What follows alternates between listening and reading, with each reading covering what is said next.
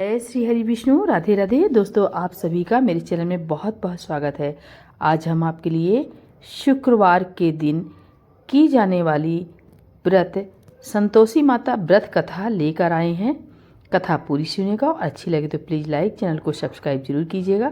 एक बुढ़िया थी, उसके 7 बेटे थे, 6 कमाने वाले थे, जबकि एक निकम्मा था। बुढ़िया 6 बेटों की रसोई बनाती, भोजन कराती और उनसे जो कुछ जूठन बचता वह 7वें को दे देती। एक दिन वह पत्नी से बोला, देखो मेरी माँ को मेरी कितना चिंता है, कितना प्रेम करती हैं। वह बोली, क्यों नहीं, सबका जूठा जो तुमको खिलाती हैं। वह बोली, ऐसा नहीं हो सकता, मैं जब तक आंखों से न देख लूं मानूंगा नहीं। बहू हंसकर बोली, देख लो तब मानोगे ना। कुछ दिन बाद त्योहार आया। घर में 7 प्रकार के भोजन और चूरमे के लड्डू बने। वह जानने को सिर दुखने का बहाना कर पतला वस्त्र सिर पर ओढ़कर रसोई में सो गया। वह कपड़े में से सब देखता रहा। 6 भाई भोजन करने आए। उसने देखा माँ ने उनके लिए सुंदर आसन बिछाया, नाना प्रकार की रसोई परोसी और आग्रह करके उन्हें जिमाया। वह देखता रहा। 6 भोजन करके उठे तब माँ ने उनकी झूठी थालियों में से लड्डुओं के टुकड़े उठाकर एक लड्डू बनाया।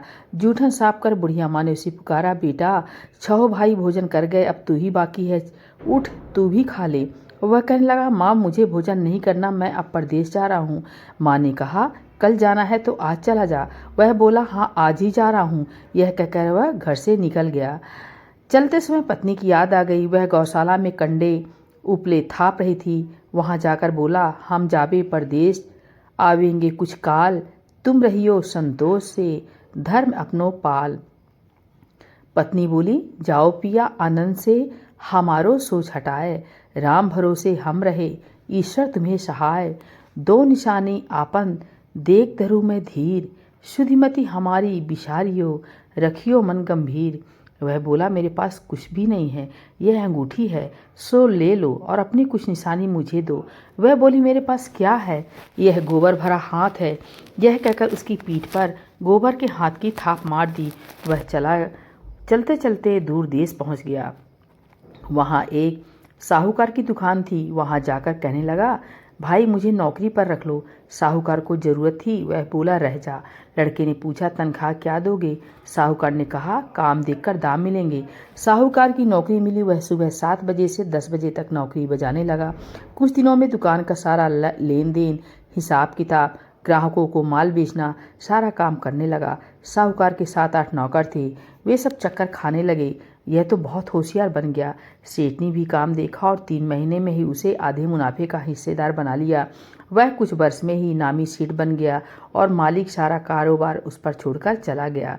इधर उसकी पत्नी को सास ससुर दुख देने लगे। सारी गृहस्थी का काम करा के उसे लकड़ी लेने जंगल में भेजते। इस बीच घर के आटे से जो भूसी निकलती उसकी रोटी बनाकर रख दी जाती और फूटे नारियल की नरेली में पानी। एक दिन वह लकड़ी लेने जा रही थी। रास्ते में बहुत सी स्त्रियां संतोषी माता का व्रत करती दिखाई दी। वह वहां खड़ी होकर कथा सुनने लगी और पूछा, बहनों तुम किस देवता का व्रत करती हो और उसके करने से क्या फल मिलता है? यदि तुम इस व्रत का विधान मुझे समझाकर कहोगे तो मैं तुम्हारा बड़ा एहसान मानूंगी। तब उनमें से एक स्त्री बोली, सुनो, यह संतोषी माता का व्रत है। इसके करने से निर्धनता दरिद्रता का नाश होता है और जो कुछ मन में कामना हो सब संतोषी माता की कृपा से पूरी होता है। तब उसने उससे व्रत की विधि पूछी। वह भक्तन बोली, 1.25 आने का गुड़ चना लेना, इच्छा हो तो 5.25 आने का लेना या 1.25 रुपये का भी सहूलियत के अनुसार लाना। बिना परेशानी और श्रद्धा व प्रेम से जितना भी बन पड़े सवाया लेना। प्रत्येक शुक्रवार को निराहार रहकर कथा सुनना। इसके बीच क्रम टूटे नहीं, लगातार नियम पालन करना। सुनने वाला कोई ना मिले तो घी का दीपक जलाकर उसके आगे या जल के पात्र को सामने रखकर कथा कहना। जब कार्य सिद्ध हो जाए, जब तक कार्य सिद्ध ना हो नियम का पालन करना और कार्य सिद्ध हो जाने पर व्रत का उद्यापन करना। किसी के ग्रह खोटे भी हो तो भी माता वर्ष भर में कार्य सिद्ध करती हैं और 3 मास में माता फल को पूरा करती हैं। फल सिद्ध होने पर उद्यापन करना चाहिए, बीच में नहीं। उद्यापन में 2.5 सेर आटे का खाजा तथा इसी परिणाम से खीर तथा चने का साग बनाना। 8 लड़कों को भोजन कराना। जहाँ तक मिले देवर जेठ भाई बंधु के हों, अगर ना मिले तो रिश्तेदारों और पास पड़ोसियों को बुलाना, उन्हें भोजन करा यथाशक्ति दक्षिणा देना, माता का नियम पूरा करना। उस दिन घर में खटाई न खाना, यह सुन बुढ़िया के लड़के की बहू चल दी। रास्ते में लकड़ी के बोझ को बेच दिया और उस पैसों से गुड़ चना ले माता के व्रत की तैयारी करने चली। और उसने सामने मंदिर देखकर पूछने लगी, यह मंदिर किसका है? सब कहने लगे संतोषी माता का मंदिर है। यह सुनकर माता के मंदिर में जाकर चरणों में लौटने लगी, दीन हो विनती करने लगी, माँ मैं निपटक ज्ञानी हूँ, व्रत के कुछ भी नियम नहीं जानती, मैं दुखी हूँ, हे माता जगत जननी मेरा दुख दूर कर, मैं तेरी शरण में हूँ। माता को दया आई। एक शुक्रवार बीता कि दूसरे को उसका पति का पत्र आया और तीसरे शुक्रवार को उसका भेजा हुआ पैसा पहुंचा। यह देख जेठ जिठानी मुंह सिकोड़ने लगे, लड़के ताने देने लगे। काकी के पास पत्र आने लगा, रुपया आने लगा, अब तो काकी की खातिर बढ़ेगी। बेचारी सरलतस कहती, भैया कागज आवे रुपया आवे, हम सबके लिए अच्छा है। ऐसा कहकर आंखों में आंसू भरकर संतोषी माता के मंदिर में मातेश्वरी के चरणों में गिरकर रोने लगी। मुझे पैसे से क्या काम है माँ, मैंने तुमसे पैसा कम मांगा है, मुझे तो अपने सुहाग से काम है, मैं तो अपने स्वामी के दर्शन मांगती हूँ। तब माता ने प्रसन्न होकर कहा, जा बेटी तेरा सुहाग अवश्य आएगा। यह सुनकर खुशी से बावली होकर घर में जा काम करने लगी। अब संतोषी माँ ने विचार करने लगी, इस भोली पुत्री को मैंने कह तो दिया है कि तेरा पति आएगा, लेकिन कैसे? इसे तो स्वप्न में मैं भी याद नहीं करता, उसे याद दिलाने को मुझे ही जाना पड़ेगा। इस तरह माताजी उस बुढ़िया के बेटे के पास जा स्वप्न में प्रकट हो कहने लगी, साहूकार के बेटे सो रहा है या जागता है? वह कहने लगा, माता सोता भी नहीं जागता भी नहीं, कहो क्या आज्ञा है? माँ कहने लगी, तेरे घर बार कुछ है कि नहीं? वह बोला, मेरे पास सब कुछ है, माँ बाप है, बहू है, क्या कमी है? माँ बोली, भोले पुत्र तेरी बहू घोर कष्ट उठा रही है, तेरे माँ बाप उसे परेशानी दे रहे हैं, वह तेरे लिए तरस रही है, तू उसकी सुध ले। वह बोला, हाँ माता जी यह तो मालूम है, परंतु जाऊं तो कैसे? परदेश की बात है, लेन देन का कोई हिसाब नहीं, कोई जानने का रास्ता नहीं आता, कैसे चला जाऊं? माँ कहने लगी, मेरी बात मान, सवेरे नहा धोकर संतोषी माता का नाम ले, घी का दीपक जला, दंडवत कर दुकान पर जा बैठा, देखते देखते सारा लेन देन चुक जाएगा, जमा का माल बिक जाएगा, सांझ होते होते धन का भारी ढेर लग जाएगा। अब बूढ़े की बात मानकर वह नहा धोकर संतोषी माता को दंडवत, घी का दीपक जला, दुकान पर जा बैठा। थोड़ी देर में देने वाले रुपए लाने लगे, लेने वाले हिसाब लेने लगे, कोठे में भरे सामान के खरीदार नगद दाम दे सौदा करने लगे। शाम तक धन का भारी ढेर लग गया। मन में माता का नाम ले, चमत्कार देख प्रसन्न हो, घर ले जाने के वास्ते गहना कपड़ा सामान खरीदने लगा।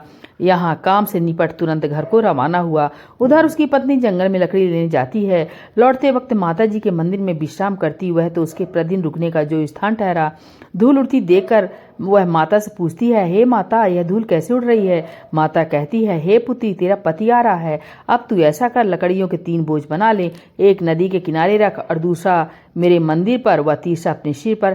तेरे पति को लकड़ियों का गट्ठर देख मोह पैदा होगा, वह यहाँ रुकेगा, नाश्ता पानी खाकर माँ से मिलने जाएगा। अब तू लकड़ियों का बोझ उठाकर जाना और चौक में गट्ठर डालकर जोर से आवाज लगाना, लो सासू जी लकड़ियों का गट्ठर लो, भूसी की रोटी दो, नारियल के खेपड़े में पानी दो, आज मेहमान कौन आया है? माता जी से बहुत अच्छा कहकर वह प्रसन्न मन से लकड़ियों के 3 गट्ठर बनाई, एक नदी के किनारे पर और एक माता जी के मंदिर पर रखा। इतने में मुसाफिर आ पहुंचा। सूखी लकड़ी देख उसकी इच्छा उत्पन्न हुई कि हम यहीं पर विश्राम करें और भोजन बनाकर खा पीकर गांव जाएं। इसी तरह रुककर भोजन बना, विश्राम करके गांव को गया, सबसे प्रेम से मिला। उसी समय सिर पर लकड़ी का गट्ठर लिए वह उतावली सी आती है, लकड़ियों का भारी बोझ आंगन में डालकर जोर से 3 आवाज देती है, लो सासू जी लकड़ियों का गट्ठर लो, भूसी की रोटी दो, आज मेहमान कौन आया है? यह सुनकर उसकी सास बाहर आकर अपने दिए हुए कष्टों को भुलाने हित कहती है, बहू ऐसा क्यों कहती है? तेरा मालिक ही तो आया है, आ बैठ, मीठा भात खा, भोजन कर, कपड़े गहने पहन। उसकी आवाज़ सुन उसका पति बाहर आता है, अंगूठी देख व्याकुल हो जाता है। माँ से पूछता, माँ यह कौन है? माँ बोली, बेटा तेरी बहू है, जब से तू गया है तब से सारे गांव में भटकती फिरती है, घर का काम काज कुछ करती नहीं, 4 पहर आकर खा जाती है। वह बोला, ठीक है माँ, मैंने इसे भी देखा और तुम्हें भी, अब दूसरे घर की ताली दो, उसमें रहूंगा। माँ बोली, ठीक है, जैसी तेरी मर्जी। तब वह दूसरे मकान की तीसरी मंजिल का कमरा खोल सारा सामान जमाया। एक दिन में राजा के महल जैसे ठाट बाट बन गया। अब क्या था, बहू सुख भोगने लगी। इतने में शुक्रवार आया। शुक्रवार व्रत के उद्यापन में हुई भूल। उसने पति से कहा, मुझे संतोषी माता के व्रत का उद्यापन करना है। पति बोला, खुशी से कर लो। वह उद्यापन की तैयारी करने लगी। जिठानी के लड़कों को भोजन करने के लिए कहने लगी। उन्होंने मंजूर किया, परंतु पीछे से जिठानी ने अपने बच्चों को सिखाया, देखो भोजन के समय खटाई मांगना, जिससे उसका उद्यापन पूरा न हो। लड़के जीमने आए, खीर खाना पेट भर खाया, परंतु बाद में खाते ही कहने लगे, हमें खटाई दो, खीर खाना हमको नहीं भाता, देखकर अरुच होती है। वह कहने लगी, भाई खटाई किसी को नहीं दी जाएगी, यह तो संतोषी माता का प्रसाद है। लड़के उठ खड़े हुए, बोले पैसा लाओ। भोली बहू कुछ जानती नहीं थी, उन्हें पैसे दे दिए। लड़के उसी समय हटकर किमली खटाई ले खाने लगे। यह देखकर बहू पर माताजी ने कोप किया। राजा के दूत उसके पति को पकड़ कर ले गए। जेठ जिठानी मन माने वचन कहने लगे, लूट लूट कर धन इकट्ठा कर लाया है, अब सब मालूम पड़ जाएगा, जब जेल की मार खाएगा। बहू से सहन नहीं हुआ, रोती हुई माताजी के मंदिर गई। कहने लगी, हे माता, तुमने क्या किया?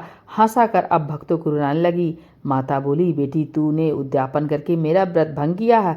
वह कहने लगी, माता मैंने कुछ अपराध किया है? मैंने तो भूल से लड़कों को पैसे दे दिए थे, मुझे क्षमा करो, मैं फिर तुम्हारा उद्यापन करूंगी। माँ बोली, अब भूल मत करना। वह कहती है, अब भूल नहीं होगी, अब बतलाओ वे कैसे आवेंगे? माँ बोली, जा तेरी पुत्री पति तुझे रास्ते में आता मिलेगा। वह निकली, राह में पति आता मिला। वह पूछी, कहाँ गए थे? वह कहने लगा, इतना धन जो कमाया है उसका टैक्स राजा ने मांगा था, वह भरने गया था। वह प्रसन्न हो बोली, भला हुआ, अब घर को चलो। कुछ दिन बाद फिर शुक्रवार आया। फिर वह बोली, मुझे फिर माता को उद्यापन करना है। पत्नी ने कहा, करो। बहू फिर जेठ के लड़कों को भोजन कहने गई। जेठानी एक दो बातें सुनाई और सब लड़कों को सिखाने लगी। तुम सब लोग पहले ही खटाई मांगना। लड़के भोजन से पहले कहने लगे, हमें खीर नहीं खानी, हमारा जी बिगड़ता है, कुछ खटाई खाने को दो। वह बोली, खटाई किसी को नहीं मिलेगी, आना हो तो आओ। वह ब्राह्मण के लड़के लाकर भोजन कराने लगी। यथाशक्ति दक्षिणा की जगह एक एक फल उन्हें दिया। संतोषी माता प्रसन्न हुई। माता की कृपा होते ही 9वें मास में उसके पुत्र चंद्रमा के समान सुंदर पुत्र प्राप्त हुआ। पुत्र को पाकर प्रतिदिन माता जी के मंदिर को जाने लगी। माँ ने सोचा, यह रोज आती है, आज क्यों न इसके घर चलूं। यह विचार कर माता ने भयानक रूप बनाया। गुड़ चने से सना मुख, ऊपर से सूंड के समान ओंठ, उस पर मक्खियां भिन भिन कर रही थी। देहरी पर पैर रखते उसकी सास चिल्लाई, देखो रे, कोई चुड़ैल डाकिन चली आ रही है, लड़के इसे भगाओ नहीं तो किसी को खा जाएगी। लड़के भगाने लगे, चिल्लाकर खिड़की बंद करने लगे। बहू रोशनदान से सब देख रही थी। प्रसन्नता से पगली बन चिल्लाने लगी, आज मेरी माता जी मेरे घर आई हैं। वह बच्चे को दूध पीने से हटाती है। इतने में सास का क्रोध फट पड़ा। वह बोली, क्या उतावली हुई है, बच्चे को पटक दिया। इतने में माँ के प्रताप से लड़के ही लड़के नजर आने लगे। वह बोली, माँ मैं जिसका व्रत करती हूँ यह संतोषी माता है। सबने माता जी के चरण पकड़ लिए और विनती कर कहने लगे, हे माता, हम मूर्ख हैं, अज्ञानी हैं, तुम्हारे व्रत की विधि हम नहीं जानते। व्रत भंग कर हमने बड़ा अपराध किया है। जग माता, आप हमारा अपराध क्षमा करो। इस प्रकार माता प्रसन्न हुई। बहू को प्रसन्न हो जैसा फल दिया वैसा माता सबको दे, जो पढ़े उसका मनोरथ पूर्ण करें। बोले संतोषी माता की जय।